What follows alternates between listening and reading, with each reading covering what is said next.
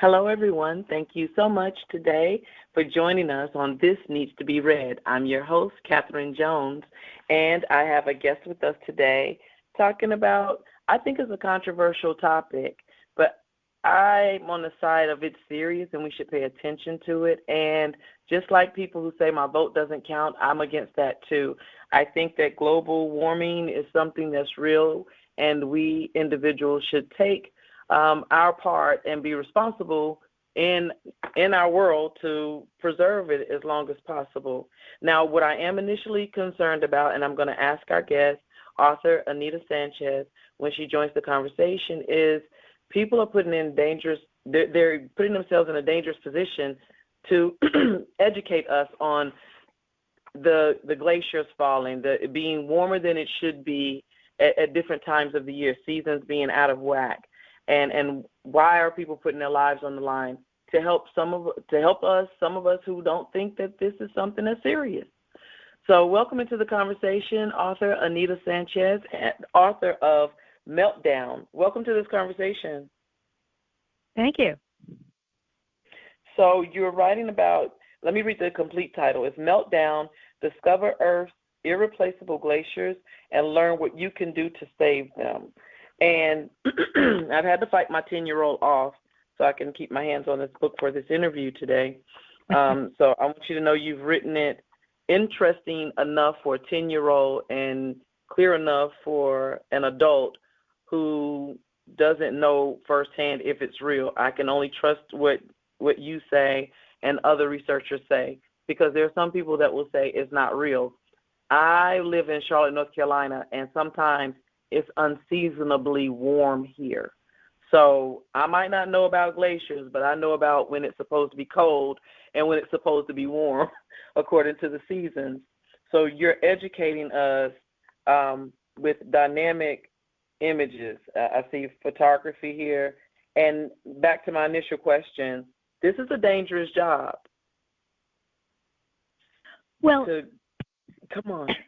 Not so much for me, because I'm just writing about it. But you're right. One of the glaciologists that I interviewed, Jill Pelto, actually does things like going onto glaciers and standing on the edge of a 100-foot deep crevasse to drop a weighted measuring tape down to measure them. So yeah, glaciology can be a dangerous profession because glaciers can be dangerous places. But you were talking about how our season's getting warmer, and that's true. To some people, that seems kind of nice, 2-3 degrees warmer on a cold day, no problem, works for me. But the fact is that ice melts at 32 degrees and above. So just a tiny little change in the temperature has big effects. That's why climate change is such a big deal. It doesn't matter if, a winter's day is a couple degrees warmer. It's just that little bit that triggers the melting that's starting to change a lot of things about our planet. Mm-hmm. Since you write about this, I'm sure you've heard people say that it's not real. And how do we continue to educate people that it is real? Just because you didn't see it, it is happening because you said it a moment ago.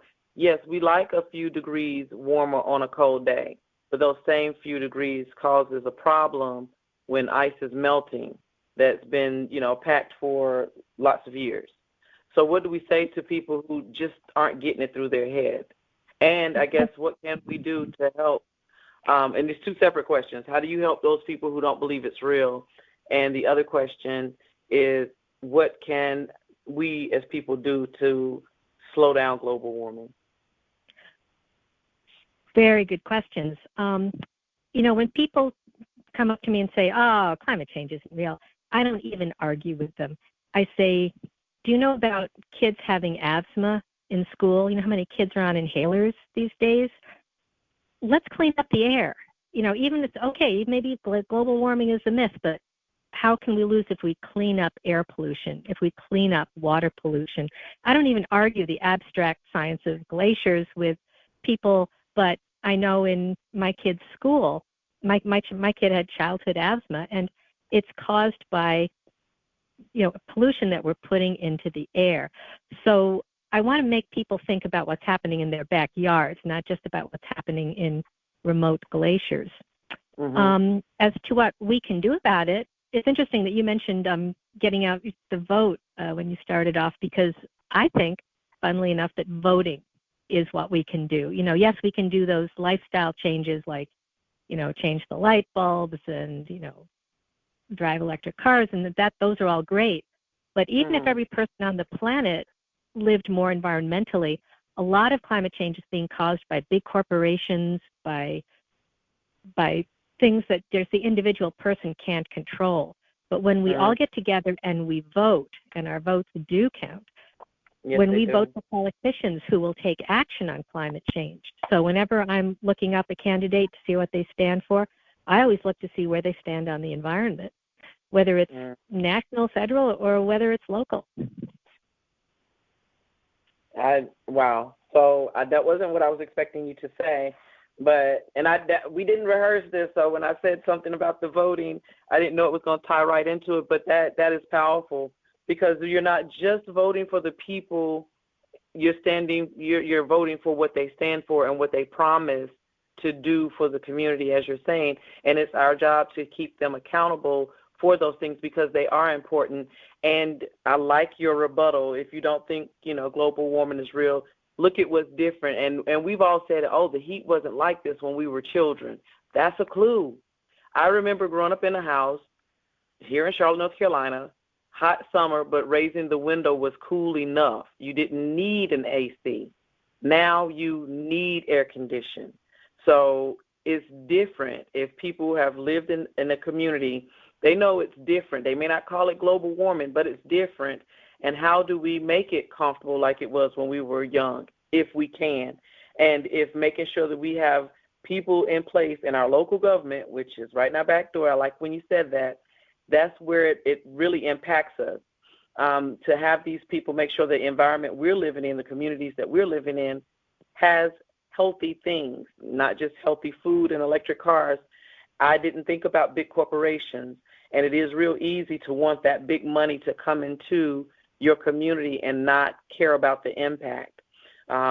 It's easy to assume that, with smog, homelessness, people not being able to afford to live in our upward society now, that's expected, when it doesn't have to be that way. We want to include everybody in living well and being well, and what does that look like? And cleaning the air up is over what the individuals can do. We have to have the right people in place, and we have to continue to educate ourselves. Even though we're not climbing glaciers, it is affecting us. And I know we know this is real, because if there's a hurricane in Florida, we're getting the rain off of it in North Carolina. We're just thinking we're having a rainy day, unless you realize, Florida's having a hurricane, and that's why our rain is coming at us sideways. Like, these things, and we'll deny it right in our face.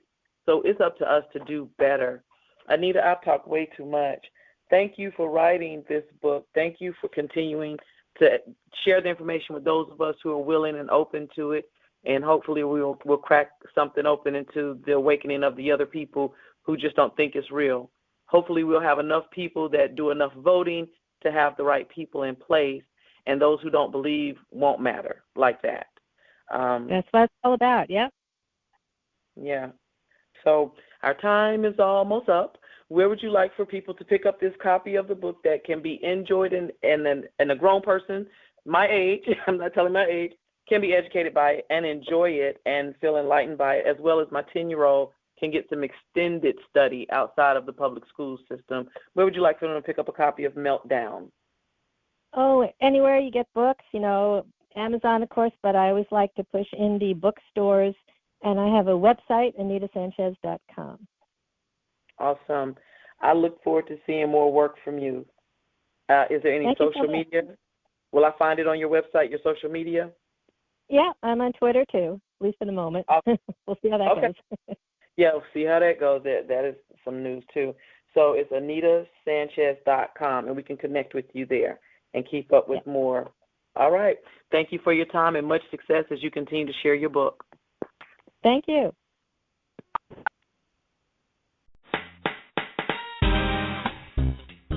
Thank Thank you for tuning in to This Needs to Be Said. I hope you've gained something from what has been shared. Send me your comments and show ideas through the website at tntbsmedia.com. I'd love to hear from you.